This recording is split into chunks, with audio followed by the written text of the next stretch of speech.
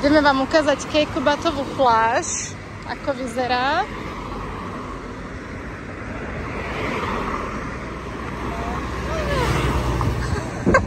Nikto nezastaví. Ďakujem.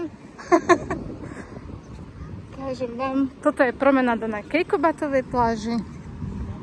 Aký je rozdiel napríklad tu máte takúto promenádu.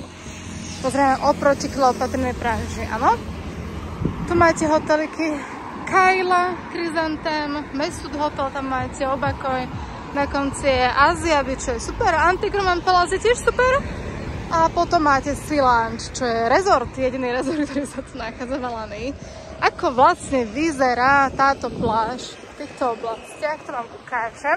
Je to samozrejme, sú to verejné pláže, čiže nie, má to len hotel, ale hoci kto tam môže dovnútra vojsť, keď si zaplatí samozrejme za lahatka. Ale to máte aj na Kleopatrinej pláži. Tak a ukážem vám to, aký je rozdiel. Rozdiel je v tom, že je tu piesok, čo za chvíľočku uvidíte.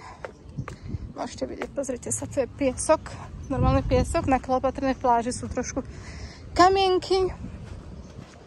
Tu máte tiež takýto bar, ako je na Kleopatrinej pláži. Tie sú teraz plné všade. A čo som vám chcela ukázať je to, že sa tu nachádzajú kamenné platne. Čo je pravda.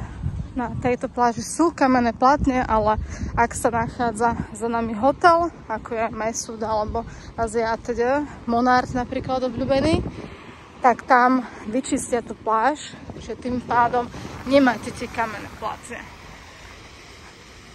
Len si treba tak či tak dávať pozor. Čo je tu rozdiel?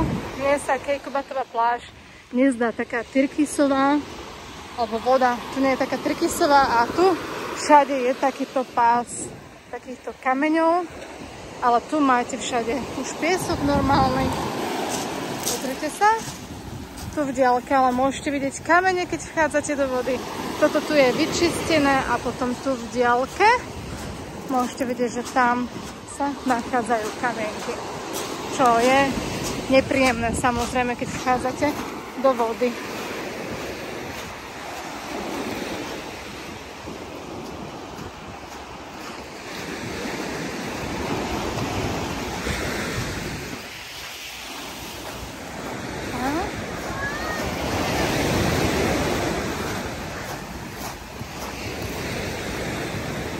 Vidíte?